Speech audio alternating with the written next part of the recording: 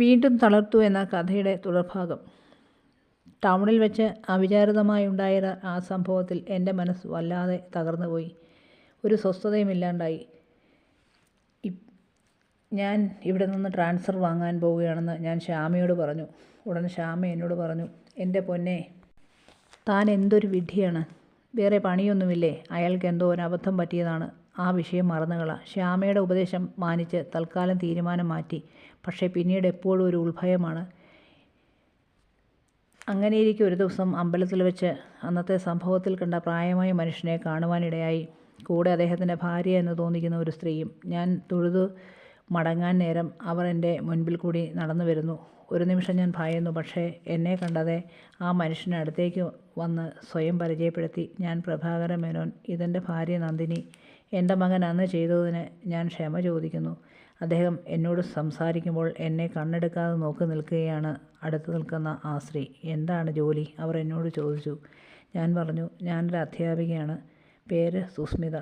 വീട് എവിടെയാണ്? പാലക്കാടാണ്. ഉടൻ അദ്ദേഹത്തിൻ്റെ ഭാര്യ അദ്ദേഹത്തോട് പറഞ്ഞു, പ്രതാപിനെ കുറ്റം പറയാൻ പറ്റില്ല. ഇത് സേതുവാണെന്ന് ആരും തെറ്റിദ്ധരിച്ചു പോകും. ആരാണീ സേതു? ഞാൻ ചോദിച്ചു. എൻ്റെ മകൻ പ്രതാപിൻ്റെ മുറപ്പെണ്ണായിരുന്നു സേതു. ചെറുപ്പത്തിൽ അവർ ഒന്നിച്ചാണ് വളർന്നത്.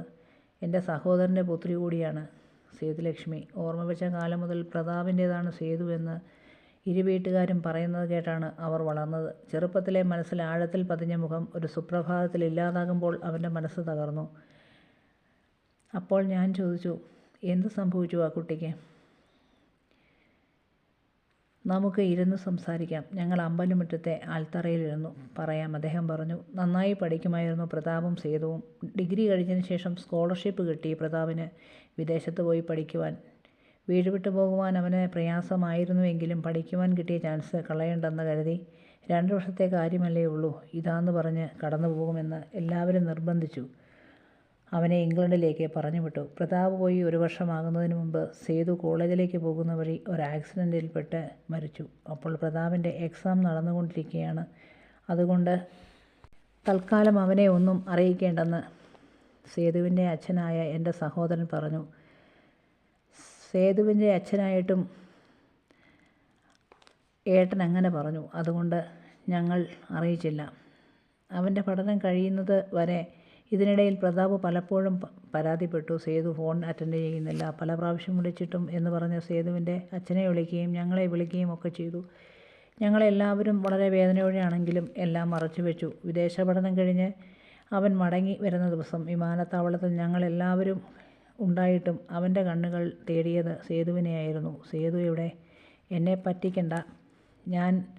എനിക്കറിയാം നീ ഒളിച്ചിരിക്കുകയായിരിക്കും.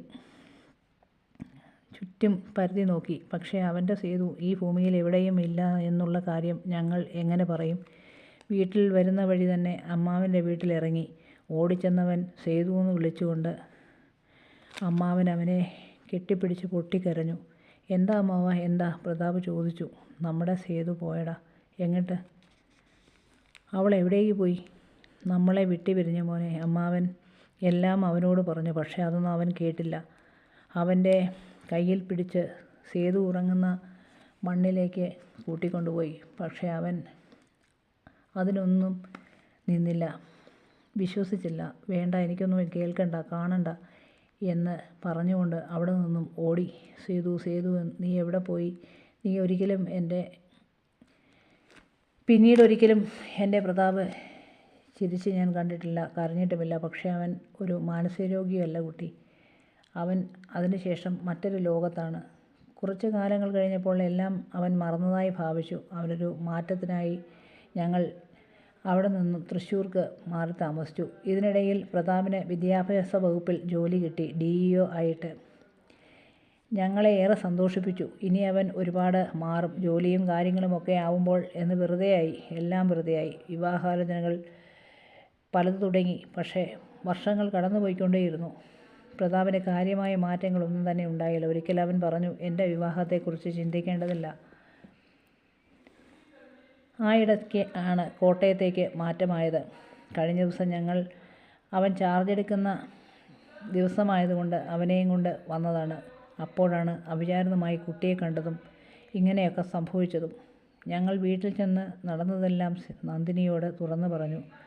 അപ്പോൾ തൊട്ട് കുട്ടിയെ ഒന്ന് കാണണമെന്ന് നന്ദിനിക്ക് അതിയായ മോഹം. അതേതായാലും നടന്നു. അടുത്ത ഭാഗവുമായി